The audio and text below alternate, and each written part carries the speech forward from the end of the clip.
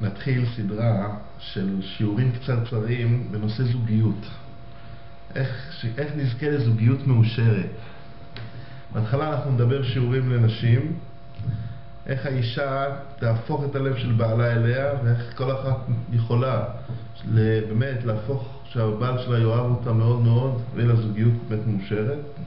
ואחר כך נדבר גם כן שיעורים לגבר, איך הוא יכול להפוך את הלב של אשתו אליו, שיהיה לו גם כן זוגיות מאושרת, ואיך ששתיהם ביחד יהיה להם גן עדן בבית. אנחנו נתחיל, כמו שאמרנו, עם כבוד הבעל, איך אישה יכולה להפוך את הלב של בעלה אליה. הכלל הראשון, את צריכה לדעת שאת צריכה מאוד מאוד מאוד לשמוח עם המתנה שהקדוש ברוך הוא נתן לך. מה המתנה שהקדוש ברוך הוא נתן לך? בעלך. בעלך הוא המתנה הכי יקרה שהקדוש ברוך הוא נתן לך. ולכן את צריכה מאוד לכבד את בעלך וליקר אותו. תמיד לקבל את פניו בחיוך, בסבר פנים יפות, באהבה, בכבוד.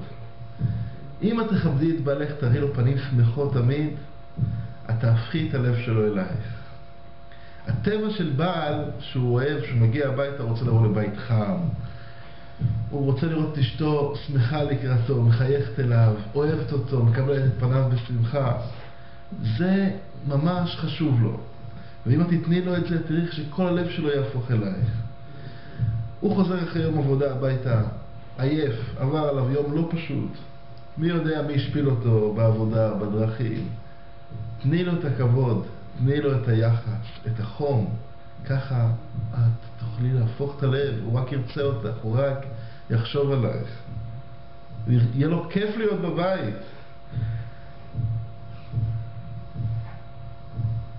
אפילו שאת מלאה, עבר לך יום לא פשוט, יום קשה.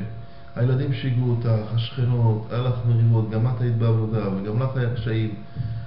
אבל עם כל זה, את באה הביתה, את רוצה מיד לספר לו הכל, חכי קצת. אל תספרי לו הכל, תחכי רגע, תחכי אליו, תראי לו אהבה, תקבלי אותו בשמחה. את תראי איך שהוא יתייחס אלייך. את תראי איך שהלב שלו יפנה אלייך. את תראי איך שאת תהיה הכי חשובה לו בחיים. תראי איזה חיים מאושרים יהיה לך.